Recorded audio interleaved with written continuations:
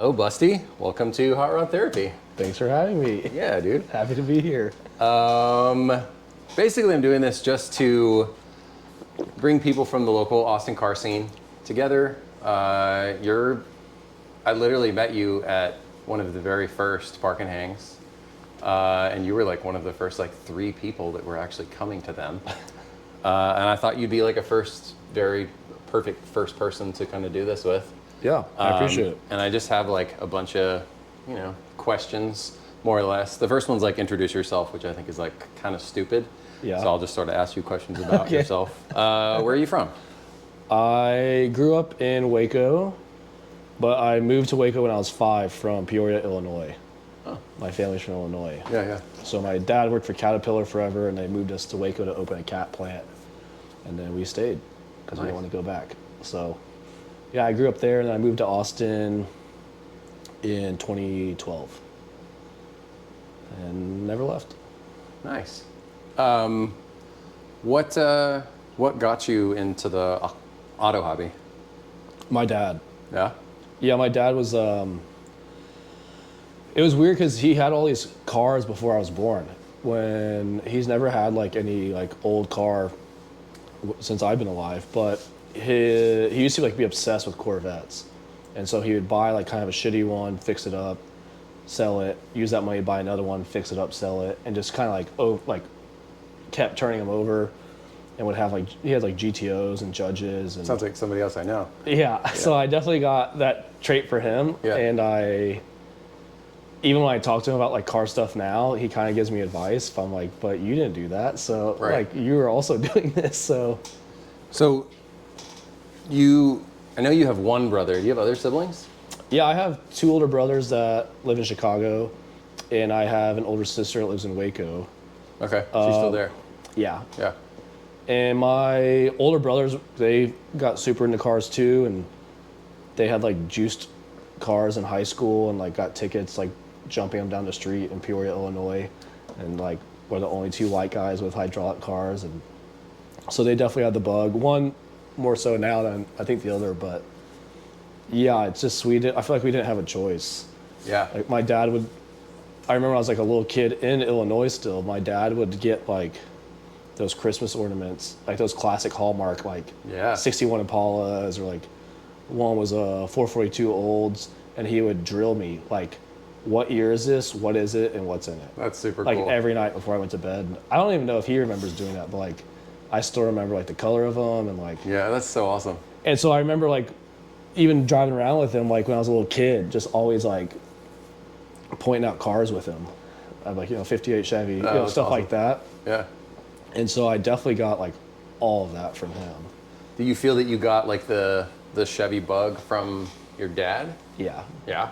Yeah, he always had Chevy trucks, or we always had Corvettes. Suburbans. Yeah, Corvettes. Yeah, And, I remember seeing photos you show me of him with like old ass Corvettes. And they're all like insane, like 427s, like 4-speeds. He had 63s. He like had them all, and even like his Yenko Nova. And so like just hearing all the stories from that, and they mostly were Chevy, some Pontiacs, but mostly GM at least. Damn, how long did he have the Yenko? Not that long, and It was a real Yenko too. yeah, That's so cool. and he sold it. And this was in Illinois or in Texas? Illinois. Illinois, okay. So he had all of his cars was before you were born. Mm-hmm. Do you think he had kids and had to get out of the hobby? Yeah, I mean they're expensive. Yeah. Kids too. Yeah. There's kind of a choice that happens. It's like, wife's pregnant, I got to get out of the hobby. I don't know. I know part of the reason he got out was when Corvette got to the C4s, those like 82 when it changed over. I think that was like one of the last where he was like, I hate these. I'm out. And those last 3 years of Corvette, of like 79 through 81, like those were already, like 80, 81 were pretty shitty years for Corvette. So I think he was just like over it. Right. But that Yenko he had, he probably won't care I tell the story. He sold it to his girlfriend at the time's brother. The guy hit a ditch, flew it up 10 feet in the air, hit a telephone pole, died. Oh my God. And my dad went back and bought the motor back and put it in one of his Corvettes. Dude, that's So I was like, that was pretty savage. so savage. Yeah. Shit. Yeah. Wow.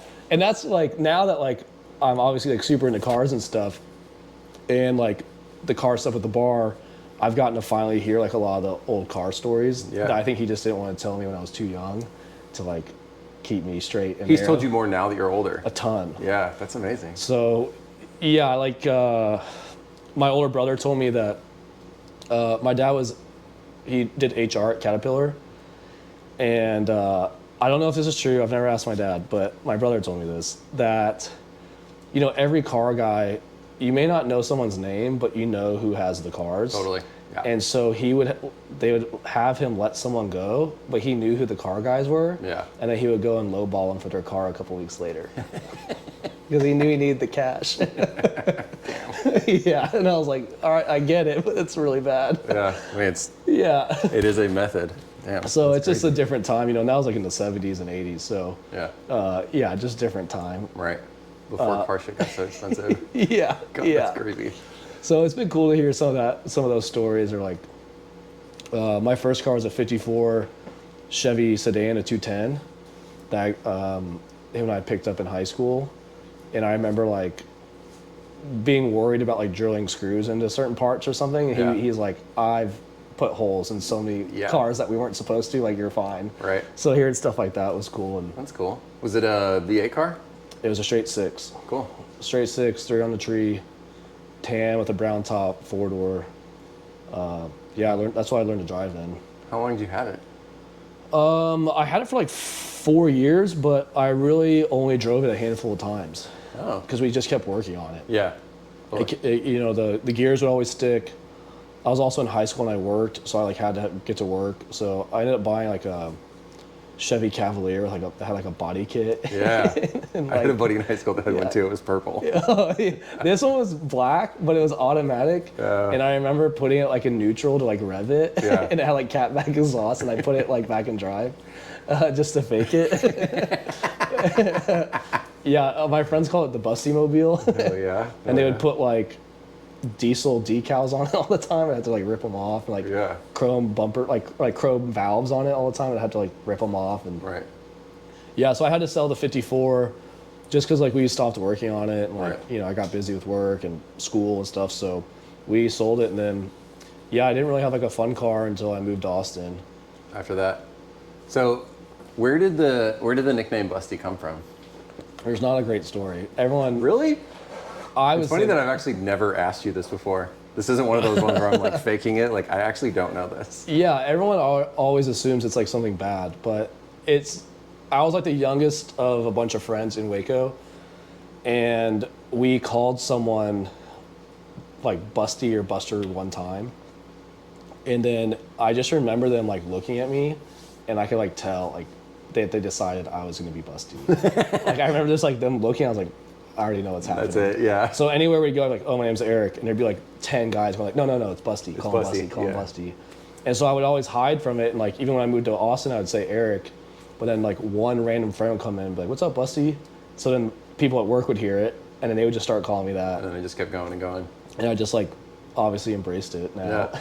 But yeah, it's not a lot of people know my real name, which is kind of weird. I don't hate it or anything. It's just you don't choose your nicknames, you know. For sure. Yeah. So what got you? So I mean, at this point now, you're an entrepreneur at this point. Like, you own a bar. What got you into like working at bars? Was it just time, place, needed money, or is it?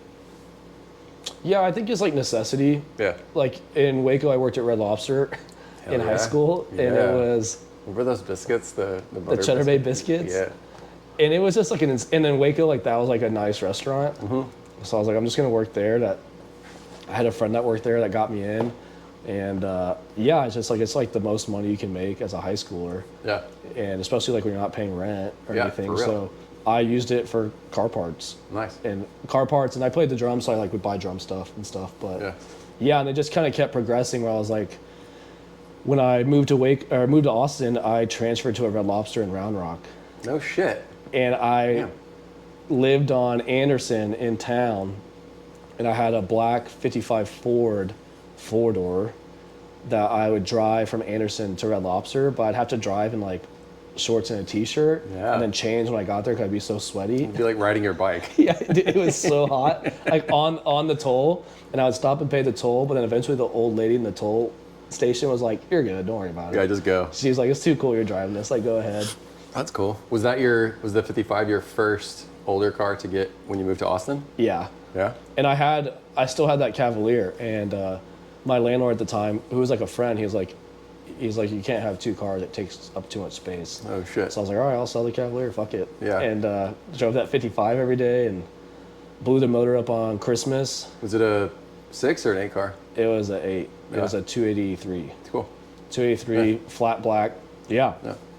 It was a great little car. That's awesome. Had door poppers and was nosed and decked, and it was cool. No shit. Yeah, it was cool. Damn. I think I got it for like $2,800. Where'd you turn that up, here in town, or did you buy it out of town? Some guy on the east side over by like Johnny Morris Lane No shit.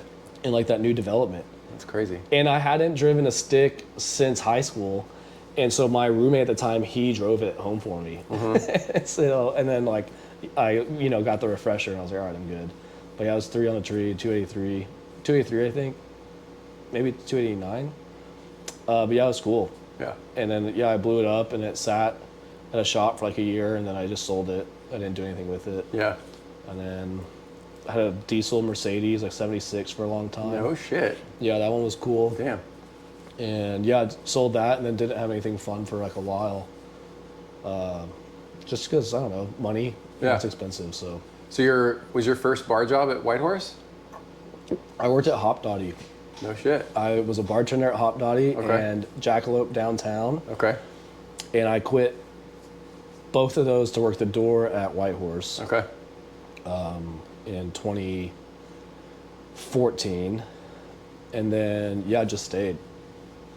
And we would go, like, me and the speed shop guys would go to Whitehorse all the time. Yeah. And just kept bugging Whitehorse for a job. Yeah. And so eventually they let me come work. Right. So, yeah, it worked out. So how did you worked at Austin Speed Shop for a while, and of the multitude of that fucking famed speed shop, you worked in one of the eras of it. How long Yeah. were you there? I think 3 years. Yeah. And I was an intern. I was just unpaid intern, which was totally fine with me. Yeah. And it was like, I mean, it's like the best. I mean, as far as Austin goes, it's like kind of one of the better, if not the best environments to be. There's been so much talent that's coming Yeah. through. Obviously, it's moved multiple locations now, but you know what I'm saying? Yeah. Like, it's a spot where you go, and that's like, could really, either get you going in the hobby or, being around that kind of culture and community. It's like everything. yeah, I mean, I feel like I didn't like belong there. Like it was Yeah. like I felt like a kid in a candy store, just like everything in there is insane. Yeah. And yeah, I just had like a lot of respect for them, just knowing who they were, and then like knew who some of the builders were that were working there at the time. Who And was just working there at that time? Do you remember? Matt Jackson, Cale Withers, Jesse Miller was there. This guy named Matt Quinn, this kid Magic, and Rocco worked in the office. Bob had already stopped working there at that Yeah. point? Yeah, okay. I got there like just after that, Okay. like the Jesse and all that stuff. Bob and Mark and all the Jesse's. Okay. I think I was there in like, it felt like the aftermath of like a war. Yeah. It's just like a bunch of shit happened Yeah. and everyone's like fine, like happy, it was chill, It's crazy. But it was awesome. Like I learned a ton Yeah. and just basically swept them off the floors like while trying to like watch them. And this was the Lamar location, right? Like next to the glass place. Yeah, South Lamar. Yeah, that's so cool. Yeah, and then I was with them when we moved to East Ben White. Cool. Okay. But yeah, I mean it was insane. That's so awesome. Then I just that was like an open, like they posted on like Facebook they were looking for an intern. Intern, yeah. And I called them. I wrote a letter and submitted it, and I called them every day for 3 weeks. Yeah. And to the point like they knew my phone number, and they're like, "We don't know yet. Yeah. Like we're interviewing other people." I was like, "All right, I'll call you tomorrow." And I just kept calling every day. Yeah. They were like, God damn it, give this kid a fucking Yeah. job. I was like, I don't Jesus. have any experience in the shop. Just like I just want to come and learn. And they're like, "All right." Man, that's awesome, actually. That's fucking grassroots right there. That's so cool. It was cool. Yeah. And it was cool, like, for my interview, which was with Cale, which is cool because, like, we're buds now. Like, he basically walked me around and was like, "What car is that?" Oh shit, really? It was like, "What's It was that?" that kind of. Oh, okay. Just like if I Interesting. like knew my stuff enough. Yeah. And one of it was in the office they'd always park that 55 Chevy Gringo Loco. Yeah. But that day they had just like a frame with just rollered in there and nothing else. And he was like, "What's that?" And I did not know. And I guessed, I was like 32 Ford. And he was like, "How the fuck did you know that?" And I was like, "I literally just guessed." Yeah. And it was right. And Yeah. he was like, "All right, man." It's a pretty good guess. Yeah. It's very quintessential shit. Yeah, that's funny. There's only a few options of what it could be in there. Yeah. But yeah, I just got lucky. And he was like, "All right, we'll call you later." That's funny. And I just bugged him every day. That's awesome. Hell yeah. It was cool. So you were going to Whitehorse with those guys, so your next job was Whitehorse? Yeah, I think I eventually left Speed Shop full time just to work at Whitehorse. Yeah. Yeah. And just because I just started picking up more shifts and need money. And I would go into Whitehorse with Matt, Jackson and Kale and Jesse Miller, and we knew Sonny that worked there. So same thing, I just bugged him every day Yeah. until I got a job. And Yeah. And you started working at the door? Mm-hmm. How did you, because basically before you started your own bar, which we'll get to that, but you basically Thank you. went from the door guy and just worked your way up. You started probably bar backing, I'm assuming, then bartending, and the next thing you knew, you were managing the whole bar. Yeah. Yeah? Yeah. How long did you work there? 10 years. Damn. It's like me. I worked at Whole Foods for 10 years before I moved upstairs and started doing AV stuff. I think if you just stick around a place long enough, Yeah. they have to give go you with a fucking job. Yeah, they're like, "You're the only person that still Yeah. knows what to do here. Yeah, you have to do it." Because everyone else is probably left at that point, and it's like a whole new crew. Yeah. Yeah. Luckily there was not a ton of turnover. It was usually people leaving to do their own thing, or they just needed a switch, or Right. and the owners there were always super generous to me, and Vanessa, she was the GM there at the time. She really took care of me and definitely did me a solid by moving me up a lot. That's cool. Yeah, I just felt like that's where I was supposed to be, and so I was like, I'm just gonna quit 2 bartending jobs just to work the door here. Yeah. 'Cause I just feel like this is where I'm supposed to be at, and a place I get to watch music every night. I was Right. and music I like. Totally. it's And not- the bar there faces the stage. Yeah. It's not like you're in this hidden back room, or obviously a bar wouldn't be like that, but a lot of times you go to a bar, it's not like they're facing the stage. Oh yeah. It's kind of perfect. You get paid to watch the bands. Yeah. Which was sick. Yeah, it's really cool. So I feel like I learned a lot too, with music and stuff from that. And Yeah. when I took over booking, that was just a dream job. So it was just fun. Yeah. So it was just really easy to want to work. That's crazy. So yeah, I feel like I always tell people, just pick up every shift you can and just say yes, you can work, and it'll probably work out okay wherever you're at. Yeah, for sure. Just be the guy that works and you'll be fine. yeah, for sure, and have a good time. Yeah. So, fast forwarding to, just to kind of get you to where you are now, COVID happens and all of our bars shut down, Yeah. And correct me if I'm wrong, and jump in here obviously, but literally you had the idea to start a t-shirt company or idea, and that's sort of where you started a bar. I've never heard a story of someone opening a bar like this. That's true, right? Yeah. Yeah. That's insane. It was, yeah. Again, it was just a necessity. I had to pay rent. Right. And yeah, I just started I kind of always knew I wanted to do a bar eventually once I started working at bars. And I just always knew it'd probably be called Busty's, because regardless of being my nickname, it's just too good of a name. Yeah. And so yeah, I started making Busty's Bar and Jukebox shirts, and Mike Johnson hooked me up and did it, and didn't charge me because it was during COVID, just did me a solid. Nice. And so I did 50 the first time, and then it was just in town. So I got a cooler of beer and would go and drop it off at people's houses on their porch with a beer. Yeah. And the first day it took me 19 hours. It's so crazy. And so I was like, I'm never doing that again. Yeah. And then I was like, well, I sold out. So then I got 50 Yeah. more. Those sold out in an hour. Yeah. and I did pass those out. And then every time I did, I kept upping the amount. Right. And then it just kept selling out. So then I decided to start shipping them because I was like, I can't keep up with it. So can't keep doing it that way. every day I'd start shipping out like 10, 15. I'm so happy to hear you say that because I have one of those shirts. I definitely got one. It's sick. I mean, that's my favorite one. Yeah. I probably will never redo it for the actual You should. Fuck that. I feel like maybe like the 10-year anniversary, maybe. Yeah. But I'll put like anniversary so it's a little different. A little different, yeah. And that's like so crazy to think about the idea that you literally had the idea for a bar, but more or less like started a bar, kind of the aesthetics, the idea, the ethos of a bar on a fucking t-shirt. Yeah. It's kind of wild. It was just like well, one, I needed the money, and two, it was like to pass the time. Mm-hmm. It was just like something to do cooped up in my apartment. Yeah. And I had a car. I had that ratty 4-door 64 Impala. Mm-hmm. But like those shirts paid for Craigers, and like they paid for a new transmission. Yeah. And I sold that, and I bought a 73 Riviera that was a mess. Yeah. And I remember it. Yeah. I sold that to a guy from like El Paso or something. But yeah, the shirts like helped me like survive, but also like mentally just survive. Of like it was like a goal, like just something to keep me busy. And yeah, totally. Where was like the craziest place I could get a shirt to end up. That was like the goal. Yeah. And it just was like a joke that kept getting out of hand. How many shirt designs do you think you did before you opened the bar? I would say there was the first one, and then I did a couple camo ones with a different design. Yeah. And then at that point, I felt bad, like selling shirts and basically asking my friends for money.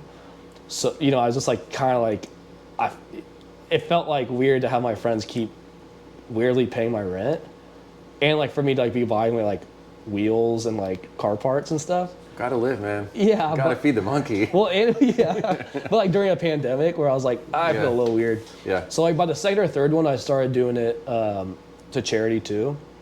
Oh, and so cool. I would send them to I didn't know that. Yeah, like this place called Anthropos Arts. Okay. I think I'm probably saying it wrong, but they do. They hire professional musicians to give music lessons to at-risk youth in Austin. No shit. And so it's like it pays for the lesson, it pays for the musician's time, it pays for instruments for the kids, like everything. So it was like a good way to validate. Like I felt weird just doing like a money grab kind of. Yeah. So that was like a way I could like validate it. Right. And then I had my older brother, who's a crazy artist, do like a monster truck one for me. Right. And like those sold like crazy. And then Mike did another one. I did hoodies. Yeah. I probably did like 5 or 6. That's cool. And then like one guy, I sold out the monster truck ones, and he was like, "Can I pay you for just the file so I can print my own?" Yeah. And then he was courtside at the NBA Finals, and someone sent me a photo, and I could tell it was the one he made because the design was like on the front, like it was different. Yeah. And so it was like another like, oh, there's a bootleg Busty shirt at the NBA Finals. Like, this is so funny, like just insane. And of like something my brother drew, so all of it was cool. Yeah, it's so great. And that's awesome. Where it was like getting interesting. You know? So totally, that's amazing.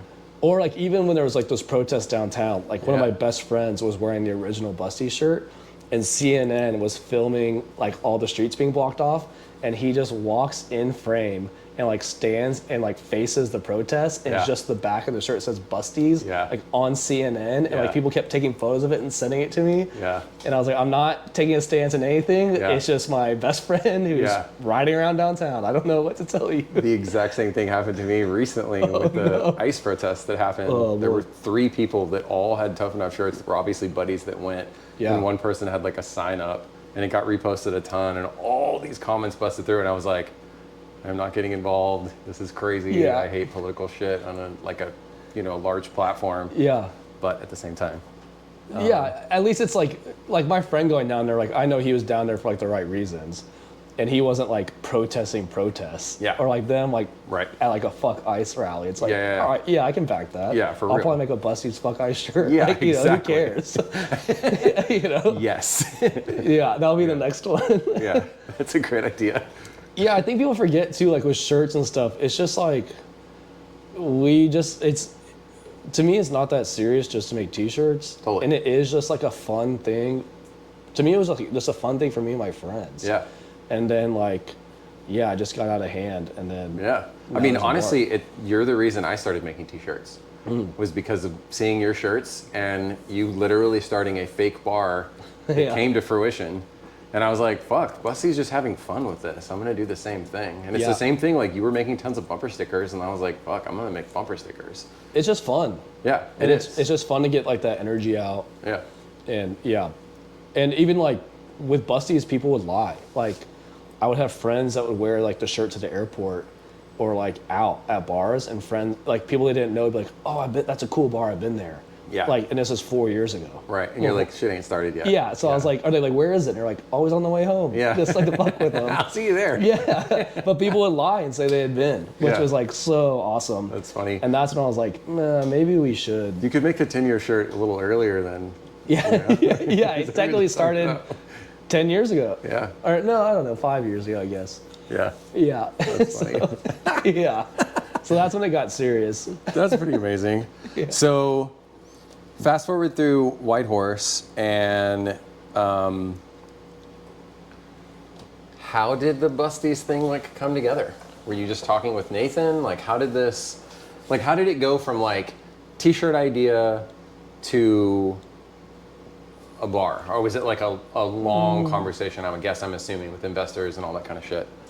Yeah, I think with the shirt, you know, like, yeah, I just started, it just, like I said, I just started selling so many where I couldn't keep up. And, you know, Nathan, who is one of the owners of White Horse, and Dennis, like the other owner, like they both had told me at one point, like, if you ever want to do anything, like we're in, you know. And I told them, yeah, one day, you know, I don't know. But then like when the shirts thing started taking off, I don't know, Nathan and I just kind of like, I could tell we just felt we're thinking the same. Yeah. And so we're like, well, what does this look like? You know, like maybe there's something to it, you know, especially if I can't like, I couldn't even keep up with the orders. So it's like, oh, we should probably like just do that, but at a place now. Yeah. And like him and I have very similar styles. Like he's super into cars, and we love the 60s and 70s cars and music, and they're really just all of it. Like, so it was a pretty easy, like, we agreed on what it would look like, what it would feel like.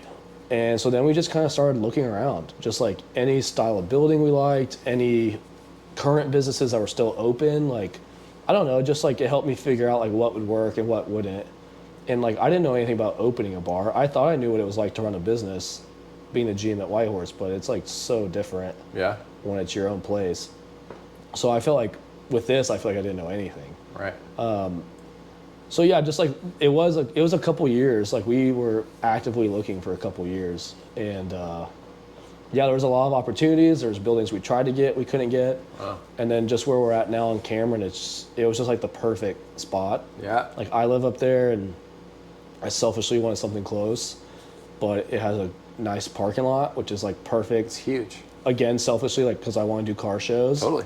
And like it didn't make sense to have a Busty's without a parking lot. Yeah. You know, so yeah, we just got really lucky with this location and the spot, and we like, you know, with Nathan's help for sure, like just had our ducks in a row of like we were able to go after it.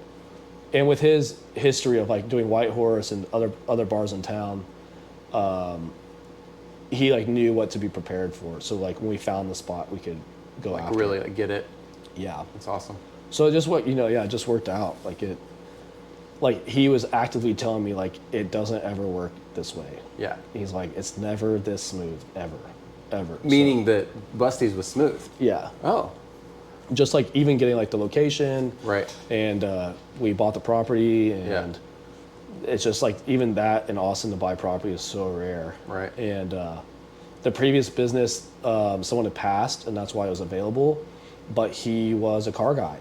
Oh. And we got it from his parents, and we just told him like, hey, this is our idea, you know, we'll have car inspired things. Maybe inspired is like not totally accurate because we have a Corvette I was gonna inside. say, you have We have a car fucking inside. Stingray upside down. Yeah. From the rafters. But they were like, you know, I think our son would like that. That's Yeah. you know, like it sounds like a place he'd want to hang out. So we just got really lucky, and I think it just worked out how it should have. It's so cool. Yeah, it's insane. It's So Do you feel like, at least from like an outsider's perspective, it seems like Busty's kind of just immediately exploded? It just doesn't seem like y'all really have like slow times. Do you, from your experience in bars and the other people that you work with in bars, is that normal? There's definitely new bar hype that happens, I think, with any place. Oh, okay. I think with, with the people involved with this, with Nathan and Heather, who's a part of Fraser's, who's also a part of Busty's, and our contractor Travis, I think just their history of where they spots they're a part of helped. Right. And I think, I had been telling people about Busty's for 5 years at Whitehorse. Right. And like people were already buying the shirts. And so now there was like finally a place. Right. And I think a lot of that helped. Yeah. And I just think that area we got in like needed a spot. Totally. I feel like, because how long had Silver Metal been open? 3 or 4 years, I think. Yeah, but that's like, as far as that though, for like all the people that were there, I remember when you were talking about the old Cenote spot, I was like, there's no other bar there really. Yeah. Except Nomads for is Silver down the Metal. street, and then anything else you have to go west of 35. Right. So like for people east of 35, which is also crazy because I forget that Nomads is there. That's crazy. it's right down the street. Yeah. And it's definitely like an old Austin haunt. And Yeah. Carousel Lounge is right there, which For is sure. Yeah. sick. But like, Yeah. I don't know the last time I went. Yeah, it's been a minute. Both those bars I haven't been to in a minute. Yeah. Yeah, it's crazy because even so, it's Busty's is 1 mile east of 35, and the first shirts we did, like we didn't have an address. Yeah. When I was just doing it on my own, and so Mike put 1 mile east of 35 as a joke just to have something, and it's exactly a mile now. It's so crazy. So like it's like even that like just lined up. Just all like came real. It's so Yeah. wild. Wow. Yeah, so it's all just like just worked out shit, I think. Yeah. All right, let's get back to the car stuff. So Yeah. in, I guess, like the Austin culture, auto scene, what are you, I guess, let's say it this way, in an auto hobby altogether, like what is your niche? Is it 60s, 70s stuff? Is it customs? Is it hot rods? Is it like, like what is like your style of car that you're after, that you want to drive, that you want to be a part of? That's tough because there's so much cool shit. Totally. Yeah. I But if think- you were going to pick one though, like what would be that? Yeah, like my 72 Riviera, that one is like a holy grail car for me. I love the 70s boats, but really it's not even like 70s is still like a little new for me. Like having power windows in that is like insane to me. Yeah. So I do like the older stuff. Like early 50s and early 60s Yeah. is like really what I really like. And I think most of it is just traditional, even in the sense of like, what would they have done even with the Riviera, like in 72, what would they have done to this car? Right. Like, I like doing that, like almost like, The nostalgic type stuff. yeah, or it's like, it's weird, but like I like listening to the music that came out when that car was out. Totally. And like, it's a weird thought of like, man, in 1972, someone was on this road in this car listening to this music. Exactly. And it's the only, it's like you like can transport to that. Right. And that's why I think I've joked to you before about like the decades late stuff. It just like any like traditional stuff that's semi-period correct, like that's the stuff that like really gets me. Yeah. I'm not like a huge fan of like huge wheels and stuff on cars, but I'm also not like, I would never run like 13s Right. on anything. Yeah. I think I'm just like kind of in the middle. Right. And I like stuff that's different. Like, even like in the, I don't know, early 50s, like when hot rodding really started taking off, people like doing insane stuff that looks so wild. Yeah. And it probably didn't even look that good, but it's cool people were doing it. Totally. Just to be different. Totally. That's like like the street freak scene or like any of that kind of stuff that was like a weird trend. Yeah. Do you think that like, so like for example, like I came into cars in muscle cars, that was like I was just into muscle cars. I feel like a lot of us kind of started there. And then I got into mini trucks just because of cheapness, to be honest. And then progressed from there. Like what when you were younger, it sounds like your first cars were kind of in the early 50 Chevrolets, Tri-5s. Mm-hmm. Was that, like, those were, like, what kind of got you going? Was, like, that? Yeah, I think Those, like, so. 50 Chevys? It's like, it was like the simplicity of it, of Yeah. like a 3 on the tree Totally. is like, it makes perfect sense in Yeah. my head. They're also, like, one of the funnest standards to drive. They're Yeah, so cool. It was like a ton of fun, and Yeah. like even with, like that car, like the whole like I don't know, like especially like in high school, you're like, oh, and like 50s cars and doo-wop and like taking your gal to the movies. Totally, Like, I yeah. like loved Grease growing Yeah, up, yeah, so yeah. like Yeah. all that stuff I was like really into, and then like I think it just something got ruined with that like late 90s, early 2000s of like everything's pastel yellow. Yeah. Everything has like a Tweety Bird or Right. Looney Tune painted on it. Sure. And that stuff like I think just made me like double down on like classic, timeless, like traditional stuff. Of, Yeah. even if you're gonna mess with it, at least mess with it in a way that they probably would have. Right. And so that's like what's cool even with my dad. Like, I mean, he's like an open encyclopedia. I'm like, what tires did you run Right. in 1975? He's like, And he oh, we all knows. had these, yeah. Yeah. We all had Cobras. I'm like, all right, cool. You know, so it's cheating, kind of. Yeah, but that's kind of, literally the fucking sticker I just made, the geezers get it. That's why. Yeah. Like, that's the point. Like, the whole, at least I feel like for, like, what you're saying, and definitely the way that I am, like, we are looking back.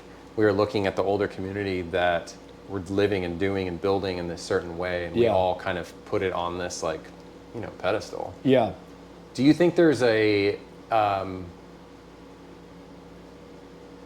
zone of car or era of car that you're finding interesting now that you're older, that's getting away from that, getting away from the 50s, more like, you know what I'm saying? Like, in the sense of like, do you see something else all of a sudden that like, maybe all of a sudden you do want to do? I know you had the Impala, but like, could you see yourself getting into lowriders? Could you see yourself getting into another style of car, building a hot rod, or like doing something like that? Yeah, I think my tastes now are like going older. Like, Older? I want like an early 40s. I want like a 39 Chevy two-door. Yeah. Like, Yeah. that's like where I can tell there's an itch now. Yeah. And I'm probably going to obsess about it until Yeah. I can get one. Right. You know, so especially now because my cars now are like, they're both 72s. So that's like still kind of too new for me. Like, they're both awesome, but Yeah.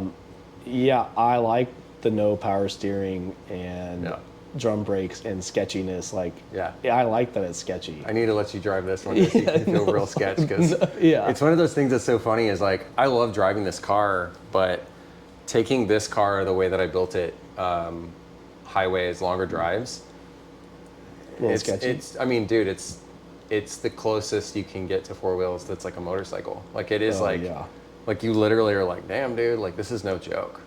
You know? That's why it's awesome, though. Yeah, it is, but it's one of those things that's like, it was a little more than I thought that it was honestly going to be. Oh, I really? love driving this car, don't get me wrong, but it's one of those things in the, I'm still learning all those types of things. I think the next car that I build, I want to make it more like highway ready. Yeah. I want to be able to have a car I'm like, cool, yeah, let's go Yeah. far away. Well, that's what's insane, too, is thinking about, like, some of these old cars, like, they were never meant to be on the highway. Yeah. You know, like, Yeah. I think my 54, it never would have made it to 60, I don't think. Yeah. You know, like, it would have been a 55, 50. Yeah. And that's just, like, what they did. Like, It there was. weren't these mega highways. Right. You know, so I think that's when it starts to get weird of, like, I get, like, having disc brakes, and I have them on mine just for, like, safety reasons. But, yeah, I don't like changing the car so much that now it's not even that car. You know, of, like, Right. just putting like an old body, like, on a new chassis and Totally. the LS stuff, which, like, Resto mod or like the street rock yeah, stuff. and yeah. I get why people do it, you know, for sure, but it's just not really my, like, I Yeah. don't want to have a computer to work on this stuff. Yeah, like, for sure. I need to be able to do it in my backyard. Yeah, you know, for sure. Or Yeah. like for a long time it was in the parking lot of my apartments. Yeah. Like, I was that neighbor. Yeah. You know, so You're like, hello. yeah, yeah. I remember at these apartments I had a 51 Fleet Line with a 350 with a cam, and I didn't have it that long, but it was really fun. It was pretty ratty, but I got a note on the windshield one day that said, like, I know times are tough. This was like right after COVID, I think. It said like, I know times are tough and you stay out all night, every night. But it's because I worked at a bar. At a bar, you're like... Yeah, I worked at 9 p.m. You're like yelling, I work at a bar, whoever you are. But they said there's no reason to rev your car so late at night, every night. And I was like, it's literally how you have to start it. Yeah, like, it sorry. eats so much gas. Yeah, I'm so sorry. And I flipped it, it was on the back of a receipt, and the receipt was for Condoms and horny goat It was pills. a secondhand store for lingerie. Sounds right. yeah. And I still have the note. It's on this was like 10 years ago. It's still on my fridge. That's amazing. Yeah. But like that stuff of like, you have to rev it to get it going, or like, Yeah. you know, it just makes it so much more fun. Totally. That's definitely a part of driving an old car. Like no drive is boring. Yeah. It just makes the errands better. It makes everything better. So what was your last old daily car? Like where it was the only one you had? Was it the 55 four-door? No, I had a 76 Mercedes 300D. Okay. That was super cool. But it wouldn't turn off. I had to like open the hood, and there was like a factory stop button. I'd have to cut it off. To cut it off, yeah. So I could take the keys out and lock the doors, like go into stores and come back and still be running the whole time. It was cool. So that was the last one, and I was like, you know, my mom and sister still live in Waco, so I needed like a car I could drive back and forth. To go see them. Yeah, I got like a Tahoe, and that's Right. helped. But Yeah. yeah, it's I've done it with just a daily that's hot, and It's rough. you know, I rough. luckily worked close and I lived close enough to a place where if my car didn't work, I could walk. Right. But I've also had to ride the city bus a million times, and Totally. like I was a ACC and I had to ride the bus there because my 55 was broken down. Yeah. Like it does suck. Yeah. I mean, it's one of those things that like you kind of look at it in this like dreamy kind of way where you see someone that you're like, oh, they're driving their old car all the time, like Garner. Yeah. He drives that car all the time, and it's the only car that he has. I did it for many years. Like that truck was the only car that I had for the longest time. But Yeah. man, I threw my hands up one summer where I was like, I can't, I'm dying. Yeah. I can't do it anymore. Like I need AC. It's nice when you do get the luxury to have both. Yeah. You know, I know not everyone's like as fortunate to have a daily and an old car. Yeah, for sure. But then But in a lot of ways though, like, and I don't mean to sound like shitty, but I do feel like in a lot of ways, and I'm not trying to sound ignorant here, but it is a lot of like priorities. yeah. It's about like where you're spending your money, and Yeah. you know, we both are like don't have kids, so the idea of being able to do something, we prioritize this type of stuff. Like this is the stuff that we're spending all of our t-shirt money on. Yeah, pretty much. Yeah. Yeah. That's where like even now, like, you know, opening a business is not cheap. Yeah.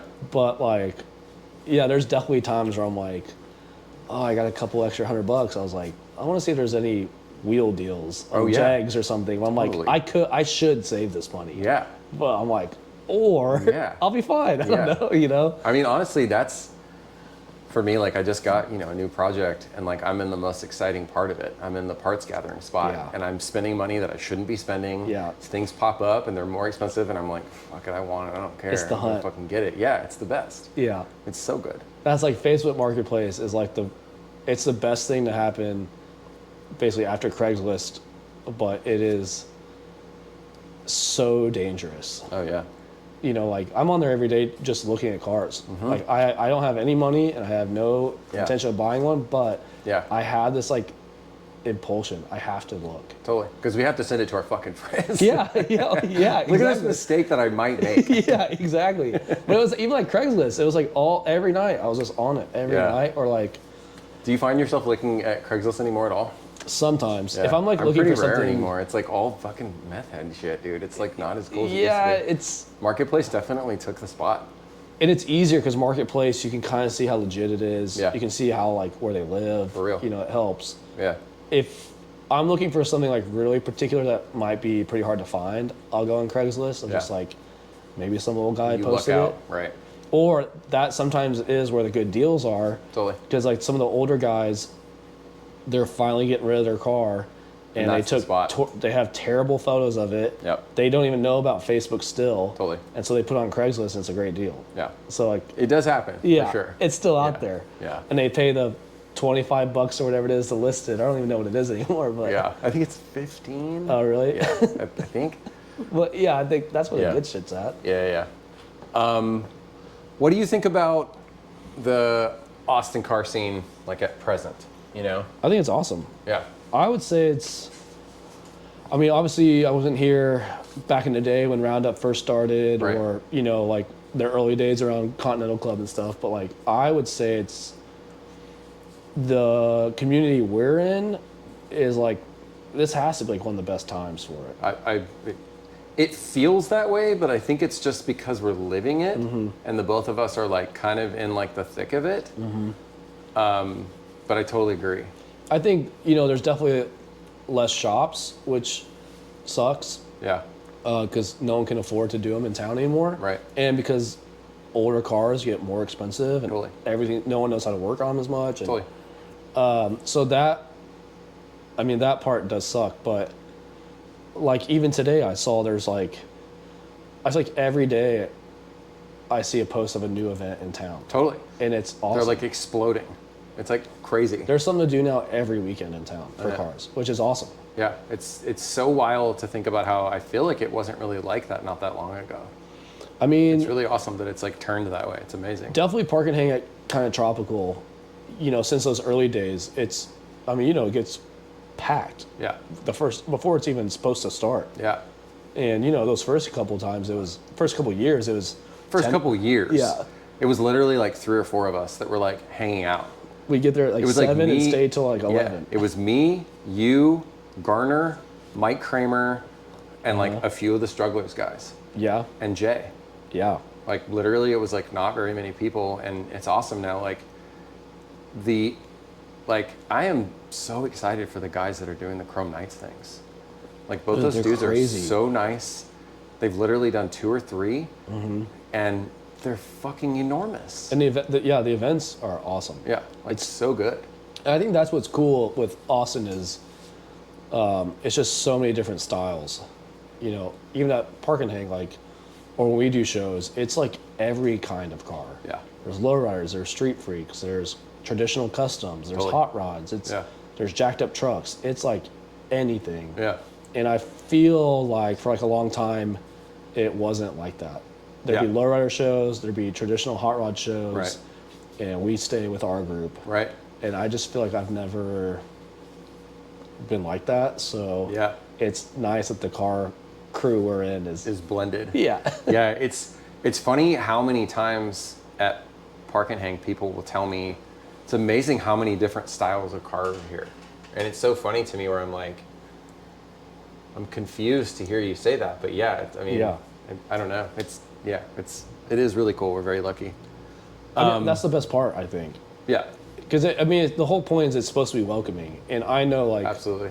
when I first started coming around with cars here in town, you know, it is intimidating when you don't know anyone. And Totally. you just pull up and you don't know if like they actually want you there or not. Yeah, But I've never had like a bad experience. yeah, Not even just with Park at Hang, but like the Barrio Car Club at Chicano Park. Yeah. And like Super those good dudes have people. always been so generous. Totally. And like we've like swapped parts or like Yeah. they've definitely been like, oh, I have an upholstery guy if you need it. Right. So like they've been like so generous with knowledge. And I think a lot of people are intimidated to go to new groups that they aren't familiar with. totally. And it's the same like with the old traditional guys too, of like Yeah, some of them are pretty intimidating. yeah, But then as soon as you talk to them, they're like, oh yeah, like you need a part, I have that part. Yeah. Come by, I'll give it to you. exactly. So that's why it's cool. Yeah, And I think they like that a younger crowd is, getting in. yeah, and keeping Absolutely. it going. So Absolutely. I think as long as people are genuine, then it doesn't really mess up what's going on. I totally agree. I think the friendliness, the genuineness, open hands. I feel like when I was younger and I would take when I had like a Mustang back in the day and I would take it to even like Top Notch and stuff, like when I was younger, you would show up and nobody would talk to you. Yeah. And it would be really, really weird. Yeah, it's weird. Yeah. It's nice that has like changed. And because you want to be able to ask people about stuff with their car, Yeah. you know, so. You got to learn. Like that's the whole, geezers get it, man. Like I want to talk to them. Yeah. I want to like understand. I want to, I want to have those parts swapping. I want to know all that kind of stuff. Yeah. You know? Well, that sticker you did with the geezers get it is like so perfect. Because when I had that 54 in high school, I was like, oh, girls are gonna love this. Yeah. They could not care. No, yeah. There's they no were like, AC. "Fuck It's you." dirty. It was the old guy that was like, It was "Hell all their yeah." like old Mexican dads. Yeah. Like, that car's sick. And I'm Right. like, thanks, man. Yeah, Or, like, I didn't know I was impressing you, but Yeah. I'm so into this. And then I'd be like, oh, that's actually cooler. Yeah, that the it is old guys are actually into it. Yeah. Like, I don't care about these girls care or not, Yeah, it's cool when you get like the old guy nod. Yeah. What's your bucket list car? 58 or 59 Impalas, either one. Hell yeah. I don't blame you. They're It wouldn't amazing. matter which one. Yeah. Any The 2 headlights up front look so sick. They're so good. any color combo, Yeah. any motor combo would not matter. They're just like, Cool. They're awesome. what's yours? Honestly, I'd probably say 40, 41 Willys. Yeah. Yeah. I mean, obviously it has to be a really expensive car. I mean, they're like, Yeah. original metal ones they're so expensive. Yeah. But they are unbelievable. They're so cool. I really, really love them. And they're kind of weird. Yeah. And that's why they're cool. Yeah. They always make me think of that movie Hot Rod, that like Yeah. made for TV movie where he's in primer racing that thing, and it's such a great, Yeah. cool car. It's sick. Yeah, it's awesome. Or I guess those Impalas, but any Zephyr. Yeah. Any Yeah. Zephyr, really. I mean, they are like unreal. Yeah, they're pretty insane. So you're a person who has flipped a lot of cars in the time that I've known you. I think you've owned maybe 5 or 6 cars since I've known you. Yeah, probably. Is there one of them that burns you more than another? Where you're just like, fuck, I lost my ass on that car. Maybe the Riviera I have right now, but Well, you just put a new powertrain in it. I Yeah. mean, Judith, I'm talking about like a car where you're like, I bought it for this and I had to sell it for this. no, I feel like I always, Because you're not getting burned on that thing yet because, I'll never sell it. well, if you do sell it, you're going to be like, dude, it's got a brand new Yeah. entire powertrain in it. Like this thing like runs. Yeah, that's true. What motor did you put in that? It's the factory 455, It's so cool. but it's rebuilt trans, full exhaust, like a rolling cam and So cool. aluminum heads. The And, boat tail on that thing is so neat. It's rowdy. such a cool car. yeah, When I heard you pull up, I was like, Busty's here. yeah, it's sick. Good, dude. That's like when people are like, that car's badass. I go, yeah, it is. It is, Because yeah. I'm also like a fan of it. Where Yeah. I'm like, I'm not trying to like sound conceited. I'm like, yes, this car is sick. It is really cool. Like, I'm into this car. Yeah, for sure. And yeah, like Caps and all them just like there, and they're just the best, and they've just put up with like so much bullshit I've brought them in the short time of knowing each other. And yeah, I think they're like, I don't think I've really lost my ass that much, because I know, even like if I would take stuff to Theron, Yeah. like we would openly talk about like, are you going to sell this one? I was like, yeah, probably. And he's like, well, then let's not do Because everything. Yeah, right. Let's rebuild the trans Yeah, and leave it. right. Not that anything was like ever sketchy, but you No. know, sometimes it just helps you Understand where you prioritize are and like what you're gonna do Yeah. and not do. Yeah. And none of them were crazy. Like I had that 64 Impala that I think I sold it for double what I got. Damn. And all I did was rebuilt trans and then new wheels. But That's awesome. it's just like the market since COVID went up so high. Yeah. 4-door cars used to be like $3,000 and under. Yeah. Now they're like $10,000 cars. Yeah.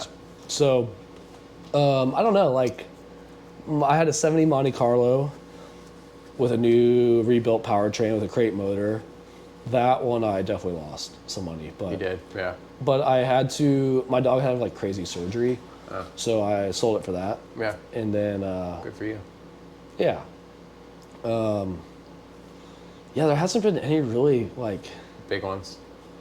I think I've come out close to even almost every time. That's pretty awesome. And that's like close to even is like, Pretty good. Yeah. it's the only way I can validate it. Yeah. I Because hear you're never going to make, I don't know, the guys that do it that make money, I don't know how they do it. you. Yeah. I think They you have just know how to like buy and yeah. Yeah. I mean, it's funny for me because I've never been burned because every car I've ever owned has been like a total piece of shit when I first get it, and it takes me years to get it on the road. So at that point, it's like, Yeah. it's all my sweat equity that's in it. So Yeah. it's like, yeah, I made money, but it also took me fucking years to get it Yeah, there. yeah. So it's like it's a different kind of car guy math. Yeah, You know? yeah. And I think that's too of when people ask, they're like, I feel like maybe hobbyists or outliers that are not into cars, but they want an old car. Yeah. I feel like I get asked all the time, like, how much will it cost to make this a daily? And I'm like, Well, that's not. Yeah. it's not viable. Yeah, right. It will break. Yeah, it definitely will break. Or it's like, And also, it isn't just breaking. You have to adjust it all the time. oh yeah, Yeah, it's something's you've gotta be always going playing. on. Yeah, for sure. So I think it's that, or like, I'm really bad about, like, I'll spend the money which may not be responsible, but it's like a non-monetary thing. Like, it's like, I know it's a luxury to have an old car, but it also is like such a necessity for me. Yeah. Yeah, it'll be a lot of money to put stuff into it or like fix it or sell it and buy another one, but like I like have to. Totally. It literally is like therapy. Like during COVID, every night how I got out of the house was I'd go and cruise. Hotrod Therapy, dude. Yeah, exactly. Yeah. Yeah. You know, I talk in therapy with my therapist Yeah. about like, I'm like, I had to go for a drive. It's the only way I can like be off my phone. Yeah. Like be in the moment Yeah. and like zone out. Like Totally. it really is the best way to like relax Yeah. until something breaks and you're Right. like, Fuck. why did I even drive today? Yeah. Like I could have left it at home. I wouldn't even know about this yet. Like, you know what I mean? Like it's not broken until you know. Yeah, of But I'm course. like, I could have just left this at home and it'd be fucking fine. You know? Or like when I bought that Impala, I remember my girlfriend at the time, she was like not super into it. And then I was like, well, let's go for a cruise. And she was like, all right. And she was like, I get it. Like we were at a stoplight and these kids were like, oh man, that car's awesome. Like we love the old school. And she was like, I get it. And I jokingly was like, they haven't seen it broken down yet. Yeah. We pull off the light, transmission goes out, stuck Yeah. in first. Totally. And she was like, what do we do? And I was like, I'm going to call you an Uber home. Yeah. And I'm going to sit with this car until a tow truck shows up. Yeah. And I was like, and this is literally what happens That's how it is. every time. Yeah. No one ever posts like when they're like broken down. It's only like the No. cool photos, you know? Of So course. Yeah. it's just a headache always. What do you think in the Austin car scene are you like most excited about? You throw car events. Like, are there things that changes you're excited about or any of that kind of stuff? I just think it's exciting like how much it's been growing. Yeah. Like every event is so different. And I think it's been cool because we've talked about like all these different events. Like we'll see a car we haven't seen in town. Yeah. And we'll ask them like, oh, like where'd you drive in? Or like, oh, just North Austin. Yeah. And it's cool that like there's still so much out there in our town that we haven't seen. Yeah. And it's just like such an easy way to like meet people that feel exactly the way we do. Totally. You know, of like, yeah, I feel like I just like old stuff, and it's Yeah. hard to explain to people unless they get it. Right. So it's nice to meet someone and they automatically get it. I love it too when someone comes to one of our events and then you see them like 6 months later and they're like, I bought this car because I came to one of your Yeah. events. Or I'm like, fuck, man, like that's awesome. Like that's like Yeah. that's fucking It's rad. sick. And you're like, buckle up. Yeah, exactly. Like Welcome to heartache. you just got like the worst addiction ever. Yeah, yeah. Like Yeah. Yeah. I mean, I think it's cool, like, the more events, because we can just, like, it really is, like, it's weird. It's, like, it kind of feels like Neverland. Like, it's so weird, like, you don't have to grow up. Yeah. Because you just get to, like, hang out with your friends in cars. Totally. Like, the same shit I was doing in high school. Yeah. And now we're just adults doing it. Yeah. You know? It's, like, the same thing.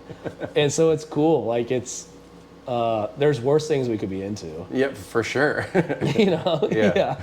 So I We'd think still be broke. yeah, exactly. Yeah, I would just find other dumb shit to spend money on. Yeah, exactly. Yeah, I just think it's cool because like any event, it's up to us. Like we can literally do whatever we want Yeah. and make it as big as we want, or like, yeah, I feel like you've always been really good about like welcoming everyone to like any event, and I think it goes a long way. So when people come back to Yeah. that event, you know. It's like the number one thing when anybody is like asking me like, how is this turned into this? I'm like, dude, it's the open hand. Yeah. It's all it is. Yeah. Just make people feel fucking welcome. Don't play the cool kid card. Like that, like when you were saying 90s earlier, I was thinking of that like psychobilly, cool kid, Yeah. click bullshit, slicked back. If you don't look like me with the rolled jeans, I'm not gonna fucking talk to you. That shit is stupid. I agree. Like that shit makes Yeah. no friends. Your shit's not gonna get bigger. You're not creating Yeah. culture there. Like you've killed culture because you're only meeting people just like you, and that's fucking boring. No, I mean, I agree. Because I think the Yeah. whole point, and I know you're like this, is like when I was a kid, I had lowrider posters everywhere, but I also had like Corvettes. Yeah. Like I just had everything. Totally, I did Because too. I was just like, all of it's cool. I Yeah, don't care. yeah. And like Waco's a pretty good melting pot. So for our car community, like the shows to be like that too, of like it's all kinds of people. Totally. It's all kinds of cars. Like that's why it's cool. Yeah. And that's like I think why it's been growing. Yeah. I love it. Thank you for doing this, dude. Thanks for having me. Hell yeah. It wasn't awkward. A little bit. No, it's fine.